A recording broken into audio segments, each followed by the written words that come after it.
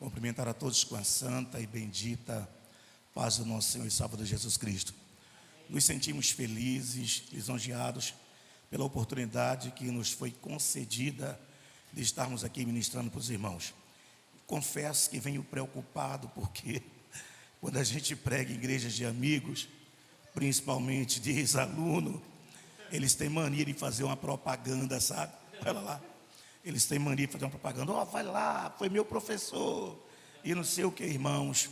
Não esperem muito não, tá bom? A idade chega, o tempo passa, né? Vamos sofrendo as limitações dessa fase transitória. Já estou aí com 5,8. Isso só faz diminuir cada dia mais e mais as capacidades biológicas e humanas, né?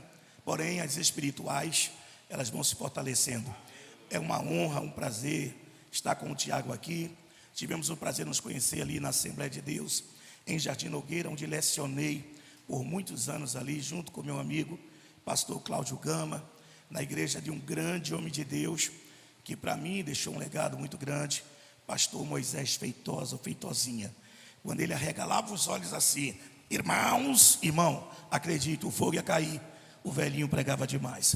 Eu quero compartilhar com você alguns versículos bíblicos que está na carta de Judas. É um livro pouco conhecido, mas fácil de localização. Um livro antes de Apocalipse. Você vai abrir em Judas, versículo de número 22 e 23. Apenas esses dois versículos. Hoje eu venho aqui não apenas como pregador, mas venho também como representante de uma empresa. E aproveitando, Tiago, me desculpe estar fazendo isso, como representante dessa empresa, eu estarei ofertando para os irmãos, oferecendo emprego. Espero que você esteja preparado para, no final, quem sabe, estar assumindo comigo esse compromisso e assinando esse contrato. Você vai sair daqui já empregado. Gostou dessa? Bom, né? Então diz aí, Judas, fiquei triste não, Tiago. Surprise, tem uma surpresa aí. Judas, versículos de número 22 e 23 diz assim: apiedai-vos de alguns que estão duvidosos e salvai alguns, arrebatando-os do fogo, tendo deles misericórdia com temor, aborrecendo até a roupa manchada da carne. Senhores, como eu disse, nesta manhã eu vim aqui como representante, né, de uma empresa para trazer para vocês a oportunidade de trabalho, a convocação. Vocês já vão estar conhecendo o nome do diretor executivo da empresa. Eu vou apresentar daqui a pouquinho. E essa empresa é uma empresa que ela nunca esteve com uma plaquinha lá de sem vaga. Ela sempre teve vaga. O grande problema é encontrar pessoas que se proponham a assumir esse compromisso e assinar esse contrato. O nome do diretor executivo, ele vai colocar ali agora no quadro para a gente ver na tela, para vocês verem. É um emprego que não é muito fácil, vou dizer para vocês, até porque diz o provérbio que rapadura é doce, mas não é mole. Então a gente vai ter que entender que tudo requer dedicação, compromisso, trabalho, e trabalho é somado a força e esforço. O dono do diretor executivo é este aqui. Talvez você diga, mas que nome é esse? Bom, senhores, aqui o nome dele está em hebraico. Ele é formado pela letra Re, essa primeira última aqui. Eu vou fritar daqui para lá, mas o certo é de lá para cá, porque o hebraico é de trás para frente. Todas as línguas semitas, o hebraico, o mandarim, todas as línguas lá da região do Oriente, elas são de trás para frente.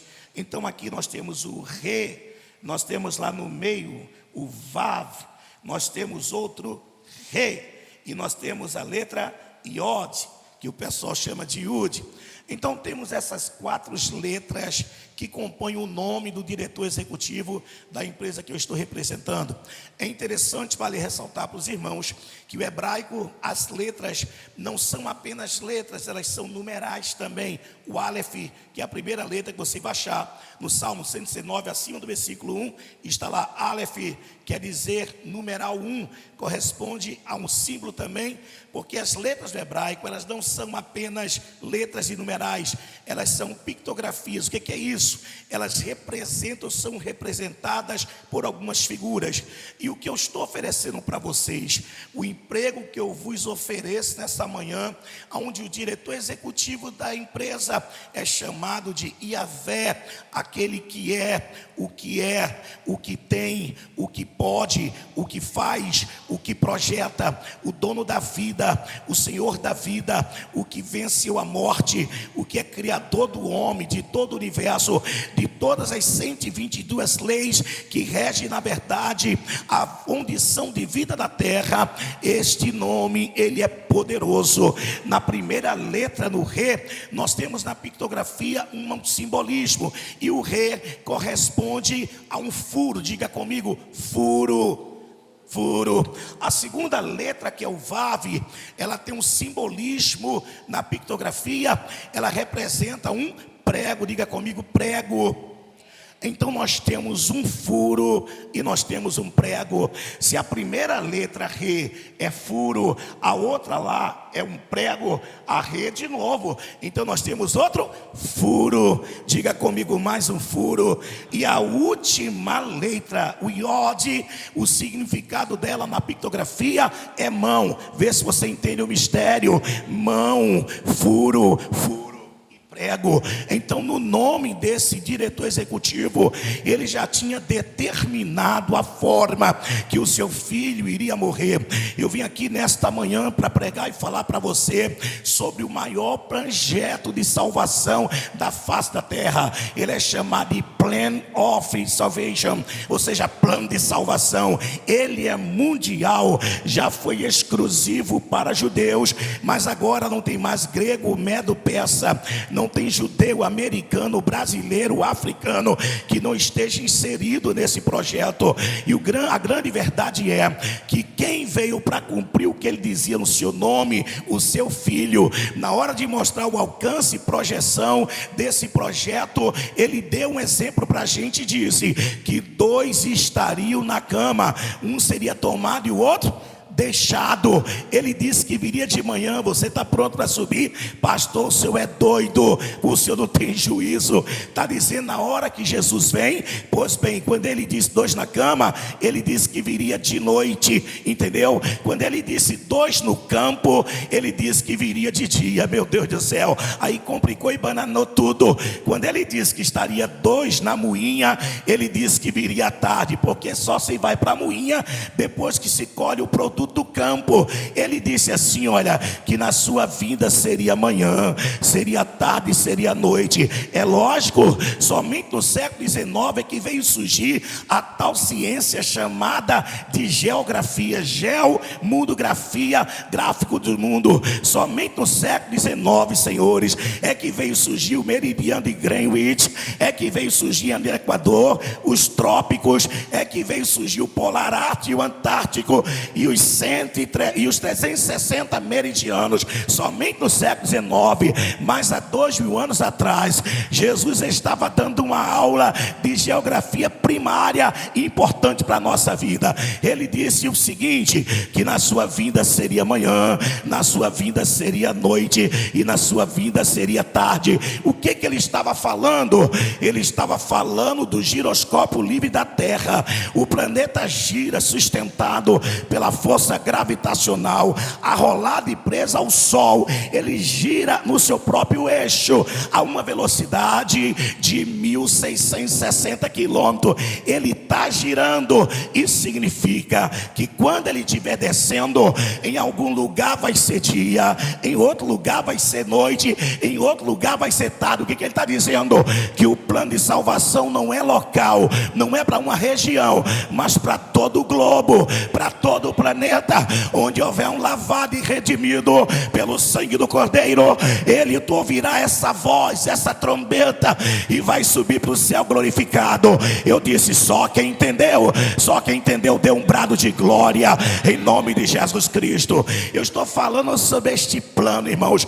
E o que é interessante, isso aqui que eu acho, sempre que você fala para as pessoas no mundo, as pessoas podem falar: fulano não é crente, irmãos. Não é um termo legal, é um termo grosseiro. grosseiro, porque crente é todo aquele que crê. Se ele crê em alguma coisa, ele está fora de ser ímpio, porque ímpio vem de impiedade. É um termo usado para quem? Para quem é ateu, para quem não crê em nada. Mas se o cara crê que uma galinha pode ressuscitar, ele é um crente do jeito dele. Então eu vou dizer o seguinte: para os homens naturais é complicado entender como é que existe um plano de salvação para mim. Como é que jogo na minha cara que eu sou pecador se eu não cometi nenhum pecado? É normal, né? As pessoas comentarem isso, mas eu vou explicar porque que a Bíblia chama essa gente pecadora. É que em Gênesis capítulo 1, verso 26, o texto diz assim: olha, façamos o homem a nossa imagem, conforme a nossa semelhança. Observe que os pronomes aqui não estão no singular, os pronomes aqui estão no plural, porque era Pai, era Filho e Espírito Santo. Façamos. Lembra quando foi confundir as línguas lá em Babel? Eia, desçamos, ó, façamos, desçamos. Isaías capítulo 6, quem há de ir por nós? Entendeu? Que os pronomes são sempre no plural, porque nós cremos num Deus trino. Não é nenhum Deus que nem fala os testemunhos de Jeová,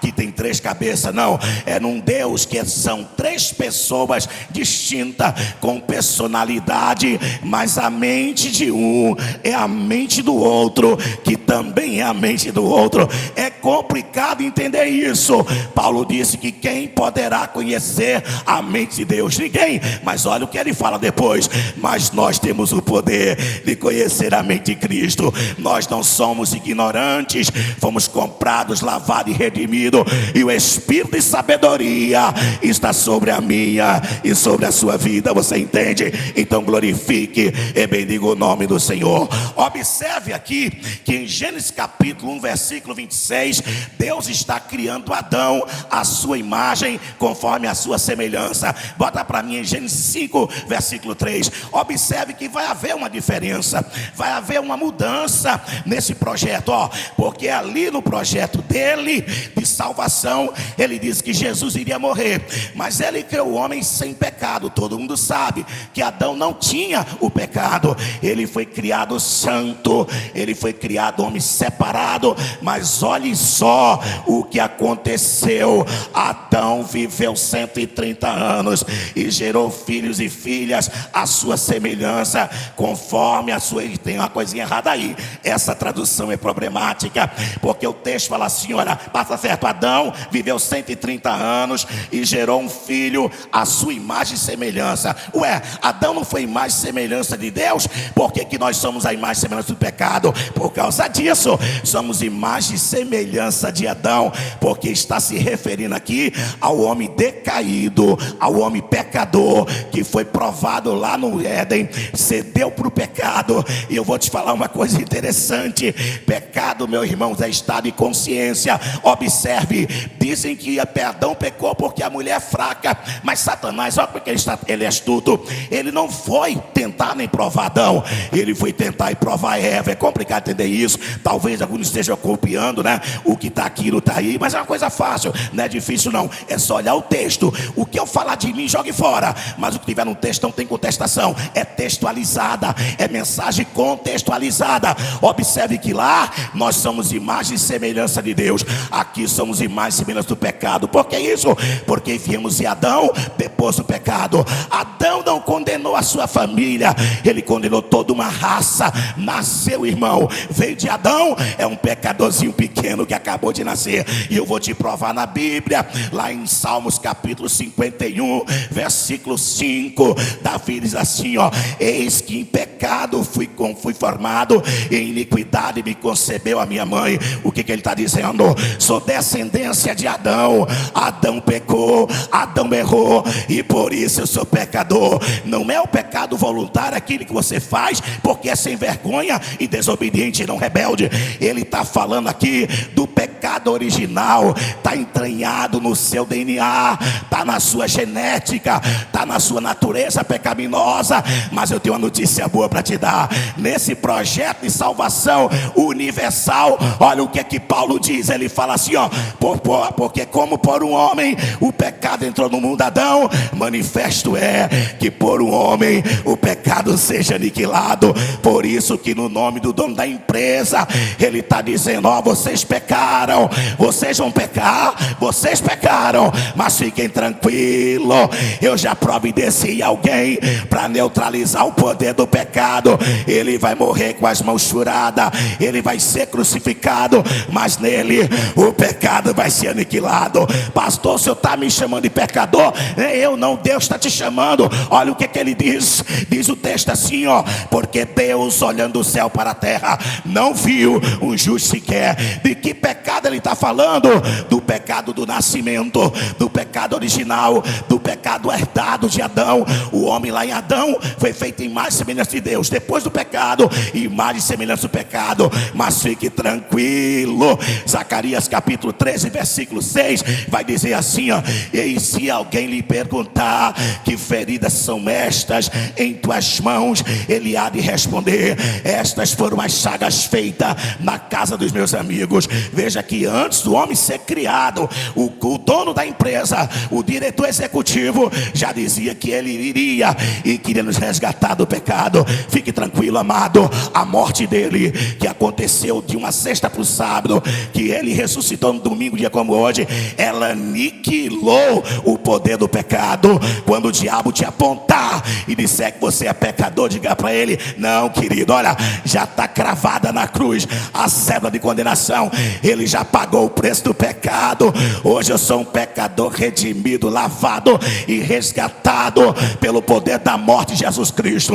É por isso que Miqueias 7,19 vai dizer assim, ó: tornará a piedade de nós, subjugará as nossas transgressões e as lançará na profundeza do mar. Jogue alguma coisa no fundo do mar e tente procurar, não tem como. De vez em quando Satanás tenta cavar, ele tenta puxar o teu passado, quem tu eras, o que tu fazia e o que tu vivia. Mas diga para ele que esse passado foi apagado, que posso usar para ele acerca disso, pastor. Hebreus 10:17: e jamais me lembrarei dos teus pecados e das tuas iniquidades. Estamos numa manhã de domingo, numa manhã importante que fala de ressuscitação de Jesus Cristo. E nesta manhã eu vim te convocar porque eu preciso da tua ajuda. O diretor executivo, ele está convocando desde o começo da história da humanidade candidatos para trabalhar nesse projeto. Você lembra o texto que eu li?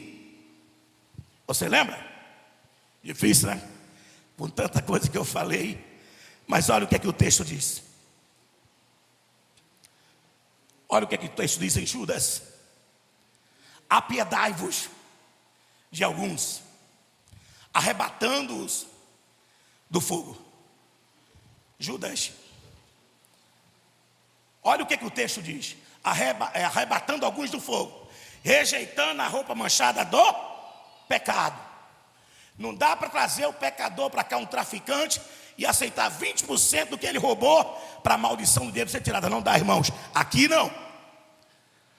Aqui nada que é impuro pode vir para o altar. Tem que vir aquilo que foi ordenado, santificado, primícia, foi gerada por Deus por ordem de trabalho, para abençoar a obra e para a sua vida ser abençoada. Deu para entender? Então, nesta grande empresa que eu estou representando, estamos precisando de voluntários. Desde o começo da história da humanidade, as vagas estão abertas. Tem muita gente que aceitou, e depois que aceitou, sentiu-se cansado, exaurido, desanimado, e desistiu do contrato, do projeto, daquilo que Deus havia preparado. Quando a gente fala de serviço, todo serviço é gerado e apoiado em quê? No trabalho. Todo trabalho gera o quê? Força, esforço. Então, para estar nesse projeto, para estar trabalhando nesse projeto, temos que fazer alguma coisa para Jesus. E o grande problema é que nem todo mundo se prontifica. Eu trabalho numa empresa, fiquei 10 anos desempregado e fazendo Uber. Sangue de Jesus tem poder, é muita prova. Irmãos, 10 anos fora da minha área. Sou oficial de marinha mercante, hein? 10 anos desempregado fazendo Uber. Voltei agora. E quando eu cheguei, eu falei, essa é a sua guarnição. Digo, maravilha. Os marinheiros chegaram, e aí, comando? Digo, fala, tudo bem com vocês? Tudo bem, ó.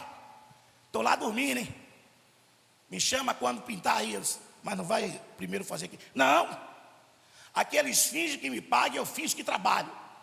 Então, numa empresa você vai ter funcionários e funcionários. Entendeu? Vai doer um pouquinho que eu vou falar, mas é assim mesmo. Toda flor traz a pétala, tem o cheiro, mas no caule ela traz os espinhos. Eu não sou pregador de flores, eu prego também espinho. A igreja, irmãos, ela é como isso que eu vou falar para você agora. Uma certa feita, um instrumentista da área do sopro, né, ele assumiu uma grande orquestra que tocava no Palácio do Rei. E aí a orquestra cresceu, ele treinou o pessoal, ensinou o que era fuso, uma trifusa, uma mínima, semínima, uma colcheia, tua área, né, Tiago? O que é um sistema guidoniano ou pauta? É a reunião de 5 linhas equidistantes, paralelas, que formam entre si 4 espaços, tá certo? Se errado, me corrija. Então ele ensinou tudo o pessoal tocava bonito. De repente alguém falou para um antigo amigo dele que ele estava agora trabalhando como maestro da orquestra do rei. Quem não queria tocar no palácio? Todo mundo queria. E aí esse pobre rapaz desempregado foi até a casa do amigo maestro e pediu para ele, né? Vem cá, tem como me arrumar um emprego lá? Ele falou assim, rapaz, você é meu amigo. Se eu te conheci antes na ruim, porque aí você me ajudou, por que na boa não vou te ajudar? Tamo junto, somos fechamento. E aí colocou ele, me perguntou para ele, mas vem cá, que instrumento toca? Ele disse, qualquer um, mas tu sabe tocar tudo? Na verdade eu não sei tocar, mas eu imito como ninguém. Entenderam o mistério? Ele não sabia tocar, mas imitar ele sabia. E aí ele perguntou aí, que instrumento eu consegui imitar? Quais são os que tu tem? Ele disse, esses aqui. Eu quero aquele grandão. Ele escolheu a tuba. A tuba. Se a trompa por causa das voltas, você tem que ter um diafragma gigante. Imagine a tuba para você encher aquele troço de ar, irmão. Tem que ter muito pulmão. Ele é esse que eu vou tocar. E aí o maestro, para querer ajudá-lo, no primeiro dia da inauguração desse amigo como instrumentista, como música daquela orquestra, ele colocou ele no meio do povo. Porque no meio você dificilmente é identificado. Numa multidão, ninguém sabe quem é quem, nós, mas tem um que sabe. E aí ele colocou esse cara no meio da multidão. E ele chegou lá, o rei acordou, maestro, por favor. Ele disse, excelência. Atenção, pessoal. 1, 2 e começaram a tocar. Irmão, aquele rapaz da tuba, ele fazia tanto esforço, ele babava pelo canto da boca, estava vermelho, parecia que ia explodir. E todo mundo olhando, quem está nesse rapaz, que cara para tocar. Ele toca com a alma, ele estava tocando junto com todo mundo. Isso aconteceu na primeira semana. Um dia o rei, depois da enxaqueca gerada pelo vinho, acordou meio indignado, com a cabeça doída, e disse, maestro, quando o maestro falou assim, atenção banda, ele, não maestro, hoje muito barulho não, estou com a cabeça doendo. Eu quero ver aquele músico lá do meio, lá o da tuba, o que toca mais do que todo mundo, irmão. Aí a coisa estreitou, descobriu-se que aquele cara só fazia bochecha. Você acredita que na igreja tem muita gente que só faz bochecha? Quando você vai franquear a oportunidade, ele vai querer logo o melhor cargo, a maior posição, o trabalho mais importante. Mas quando tu bota, só tem bochecha, só sai saliva e não toca nada. Deixa eu te falar uma coisa, Tiago, não conhecem, sabe quem você é. Eu não conheço, não sei quem você é, mas há um no céu que esquadrinha o coração, que sonda os rins. Ele sabe a tua vida, o teu passado, o teu presente, o teu futuro. Ele sabe o teu coração, o teu sentimento, a tua emoção. Ele sabe quando você toca afinado e quando você toca desafinado. Eu não posso mudar isso, nem Tiago pode. Por quê? Porque ele é maestro, mas a orquestra tem dono. Ele é rei, ele é rei, ele é rei. Este é que é o grande problema. Ele é rei. gente engajado para a obra. Mas tem muita gente, irmãos, que faz muito pouco. Tem gente que conhecendo de longe.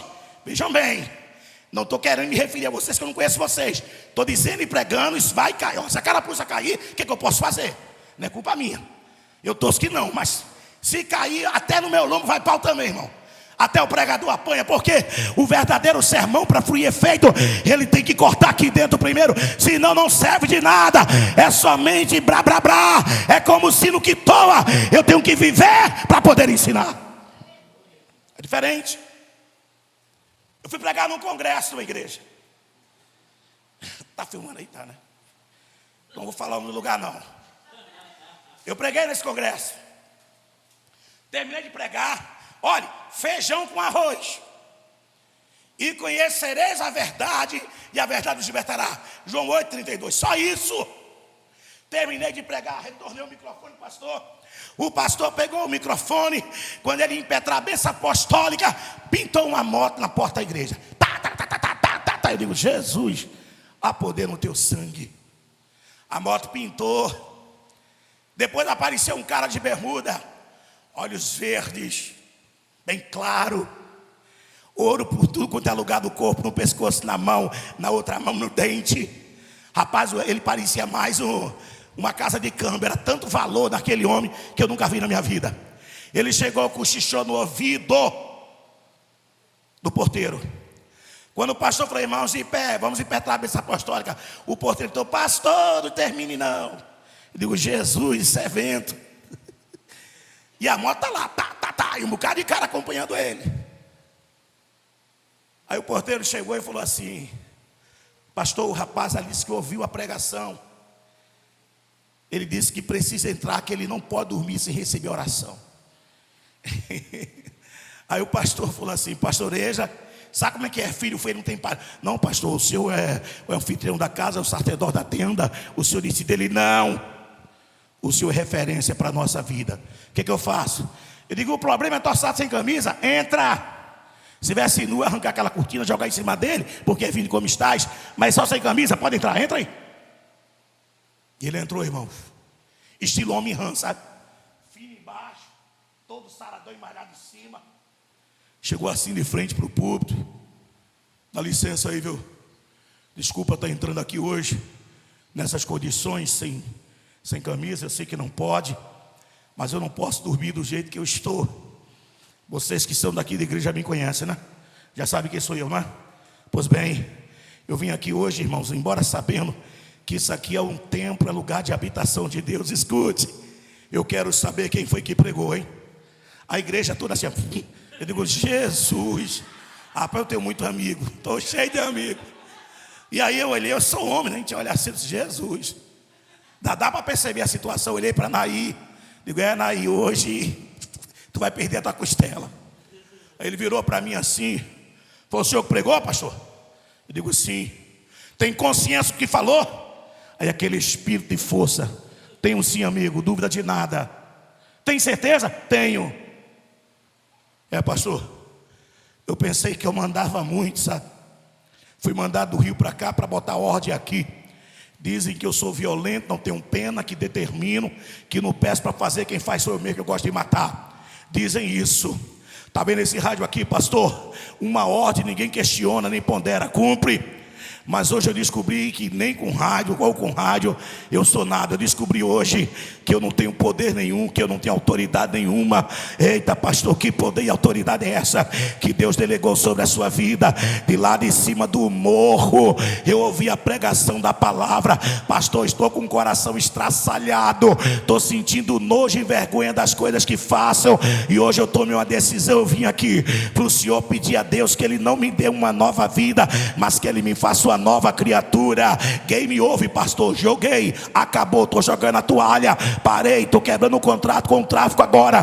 Pastor, pelo amor de Deus, ore por mim, eu preciso de salvação, eu preciso que Deus entre na minha vida, irmão. Nessa hora todo mundo queria ser eu, imagine. E aí eu desci, orei por ele, abracei, e ele começou ali a conversar comigo. Ele chorava que nem criança, chorava copiosamente, e eu ali pregando para ele, orando por ele. Terminou o culto. culto, ele foi embora. Quando ele foi embora, o Espírito de Deus falou para mim assim, ó: pega a sua espada e vá atrás dele e pregue para os outros lá na boca. Eu digo: Jesus, é isso mesmo, é isso mesmo. E aí, irmão, eu cheguei para Naí e falei: Naí, está aqui a minha carteira, está aqui a chave do carro. Irmão, o senhor dirige? Não. O senhor dirijo. Então em 40 minutos, se eu não tiver de volta, pelo amor de Deus, pegue a minha mulher, leve para casa daí. Tchau, eu te amo.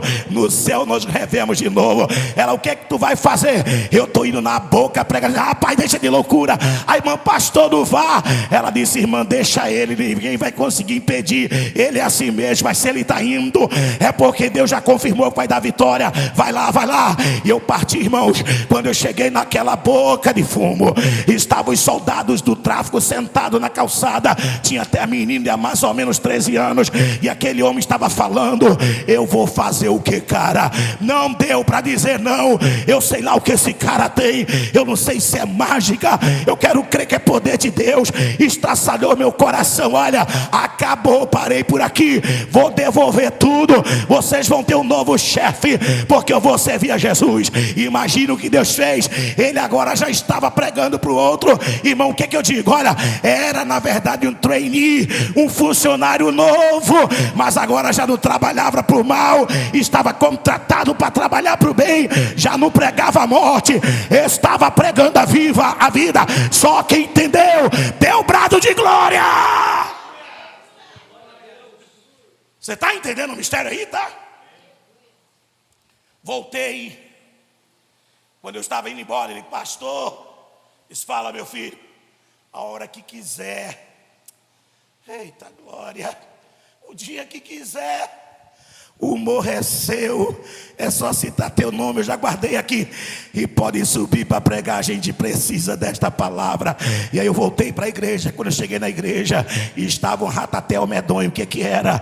O pastor com um bico desse tamanho, invocado comigo, nem olhou para minha cara. Eu perguntei: o que é que houve, Naí? Ela disse: para que você me deixou aqui? Devia ter ido contigo. O que é que houve? Está todo mundo te metendo o pau aqui, te malhando, dizendo que você é irresponsável, inconsequente, que você é doido, que você é amostradinho. Você sair daqui para ir lá pregar para aquele povo, tudo homem mau. Que esse cara que aceitou Jesus, ele ficava confuso aqui na porta, mandando tiro para cima. Aí eu olhei aquilo, irmão, chega assim: irmãos, presta atenção, ele mesmo falou que cansou de vir aqui e vocês ficaram com medo dele. Agora eu tenho uma notícia para dar para vocês: se vocês não têm coragem para pregar para ele e para os demais que estão aqui, fecha a porta e vai embora, e da vez para outro. O que é que eu entendo, irmão? Tem muito funcionário que só quer o salário, só quer a bênção, só quer a cura, só quer a prosperidade, mas não quer pagar o preço.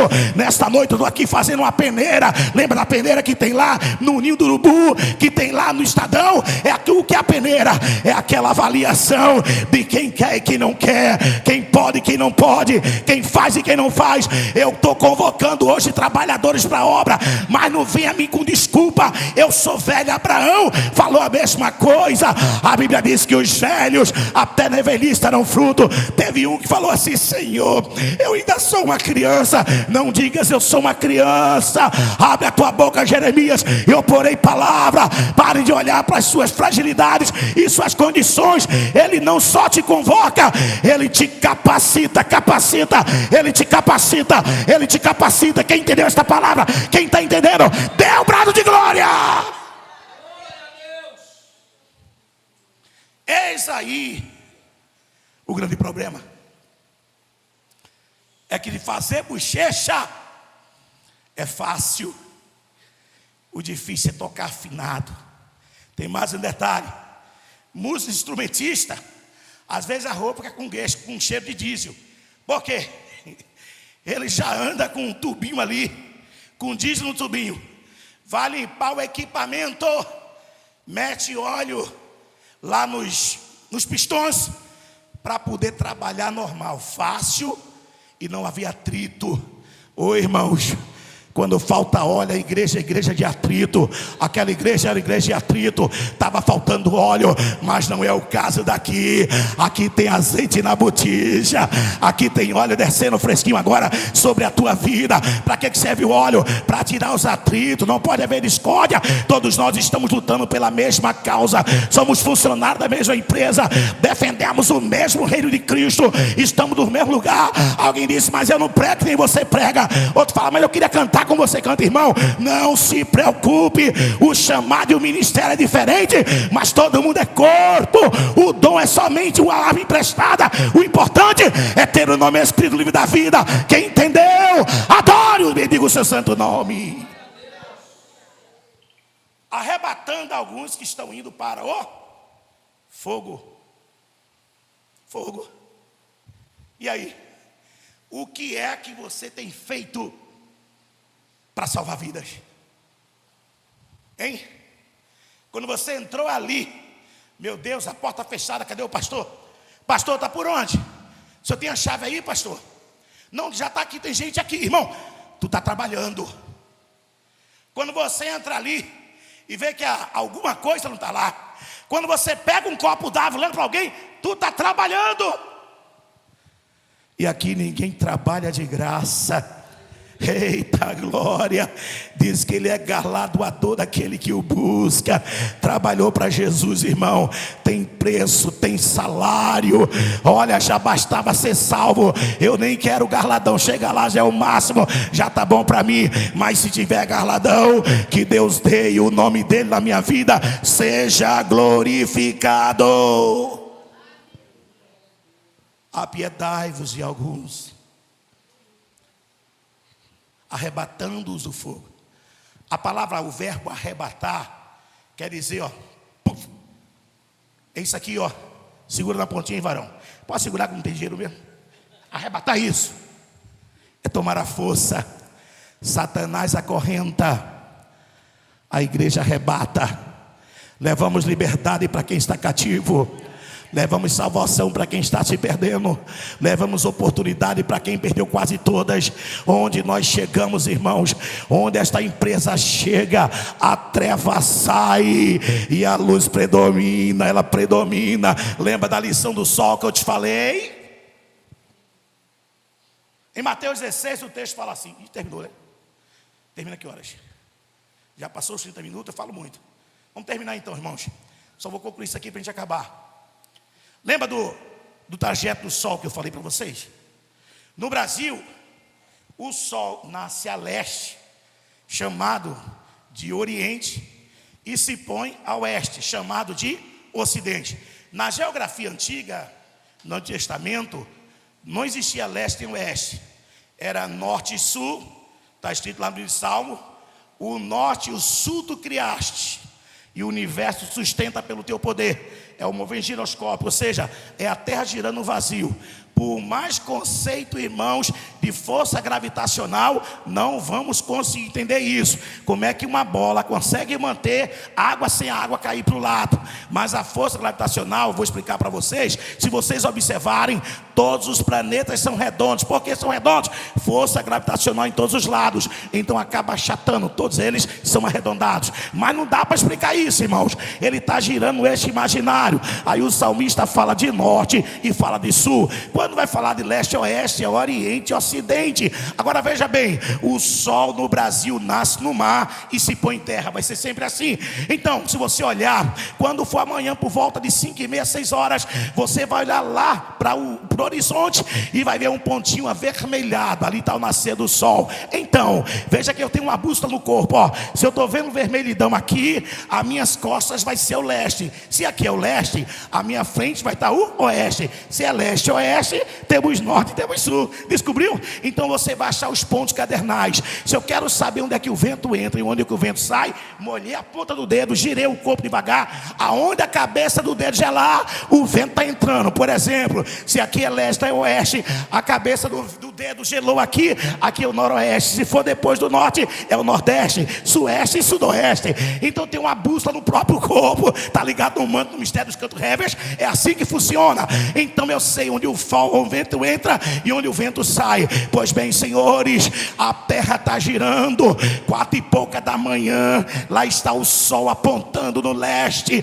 Quando der 9 horas, ele está todo exposto. São 8 minutos quando o sol apontar no azimuth da terra, lá no horizonte, até ele aparecer todo, são 8 minutos, porque ele está 8 minutos distante da terra. Isso eu estou dizendo para você, que a luz viaja numa velocidade incalculável de 300 mil quilômetros por segundo. Tu imagina, só um minuto tem 60 segundos, são 300 mil quilômetros por segundo. Multiplique esse 60 vezes 8 e tente agora transformar em quilômetro. Não dá nem para calcular, é melhor deixar para lá. Se o sol apagasse agora, para você ter ideia, nós teríamos luz por 8 minutos. Depois de 8 minutos, tudo ficaria escuro, a terra congelaria e nós morreríamos automaticamente. Mas nós não fomos criados por isso. Há um projeto no nome daquele que é o diretor executivo da empresa, que ele vai salvar a humanidade, que aqueles que aceitarem, que virá a grande tribulação, a igreja não passará, mas Israel estará lá, virá o milênio, só no final é em que ele vai julgar. Mas enquanto tiver tempo para a gente arrebatar, vamos arrebatar a gente, irmão. O sol está mostrando para a gente que jamais a treva vai ser superior à luz.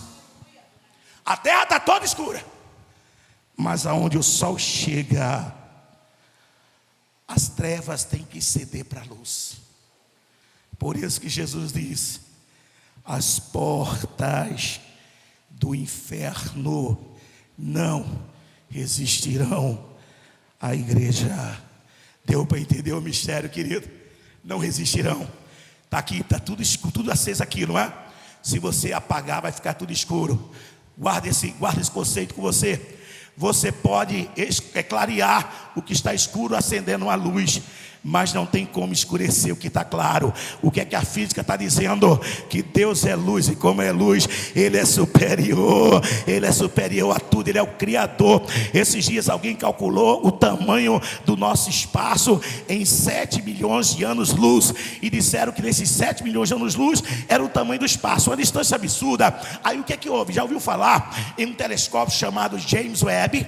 Então esse James aí é o nome do cara que criou. O que é que ele fez? Ele pegou esse telescópio, irmãos, e apontou para um lugar do espaço que não tinha nada, era um vazio escuro. Alguém falou, mas já está comprovado, tem 7 milhões de anos-luz o tamanho do espaço. Aí descobri que agora o espaço tem uma borda desconhecida, e disseram, por que não traz o telescópio? Ele disse, não, deixa ele ligado aqui por 100 dias. Ele falou, em menos de 100 dias, em menos de uma semana, o James Webb estava só filmando escuro, vazio, a treva, porque o espaço é escuro. De repente começou lá uma explosão e renascimento de milhões e bilhões de estrelas. O que é que ele descobriu, pessoal? Não dá para saber qual é o tamanho do espaço. Por quê? Porque Deus é luz, irmão, não tem como chegar até Ele. O que é que ele falou agora? O espaço não é mais o espaço que a gente pensava, ele está evoluindo. Por quê? Porque vida que é vida continua, ela não acaba. E está aí o que é que Jó diz. Jó disse que Deus é aquele que mede o espaço com a palma da sua mão. Olha que coisa linda. Nós servimos a um Deus grande, a um Deus firme e poderoso. Você pensa em trabalhar numa multinacional? Então vou te apresentar não uma multinacional, mas uma multicelestial, a igreja do Senhor. Esta é a firma, este é o maior CNPJ que alguém já pensou. Seja escravo dele, seja trabalhador dela, conquistando vida para o reino. Quantos podem glorificar? Diga glórias a Deus. Aplauda o Senhor por essa palavra na sua vida. Que bênção.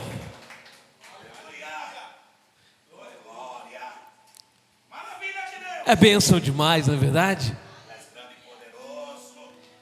Fui aluno no seminário do pastor Esdras. Não aprendi tanto. E eu não consigo esquecer, às vezes tinha aula de paracletologia, que era a doutrina do Espírito Santo. E eu lembro de uma frase que ele falava: era impossível a gente falar do Espírito Santo sem sentir. Aí ele começava a falar, E o Espírito começava a se manifestar no meio do povo, era uma glória naquele lugar. Começava como aula, terminava como culto. Eu não consegui esquecer essa cena dessa aula que eu assisti. Não adianta muito as informações que a gente aprende numa vida inteira, se não forem acompanhadas de uma vida de serviço na presença de Deus. Eu quero encerrar esse trecho da oração, que a gente vai mais um momentozinho, que a gente vai apresentar uma criança linda. Não esqueci não, vocês pensaram que eu ia esquecer. Ainda bem que vocês me avisaram. Quem me conhece sabe que eu sou muito capaz de esquecer. Feche seus olhos, eu quero que você dê uma resposta ao Senhor. A gente não pode ouvir uma palavra na casa de Deus sendo ministrada sem que a gente dê uma resposta a essa palavra. Se não é mais um sermão, se não é mais uma pregação das muitas que você ouviu. Agora, quando você dá uma resposta para isso, sabe o que acontece? O Senhor começa a fazer essa palavra ser vida na tua vida. Deus, em nome do Senhor Jesus, a gente quer dizer para ti, Senhor, nessa manhã, que não existe nenhum outro lugar melhor para servirmos do que na tua casa. Senhor, sabemos que temos dificuldades, problemas, às vezes aborrecimentos, mas sabemos, Senhor, que temos em ti uma recompensa, Senhor. Capacita nosso coração, capacita, Senhor, as nossas vidas para fazermos o melhor para ti, porque saberemos que teremos recompensa das tuas mãos. Como foi bem pregado, Deus, precisamos viver tudo aquilo que tens preparado para a nossa vida, em nome do Senhor Jesus. Você que recebeu essa palavra, aplaude o Senhor mais uma vez, aleluia!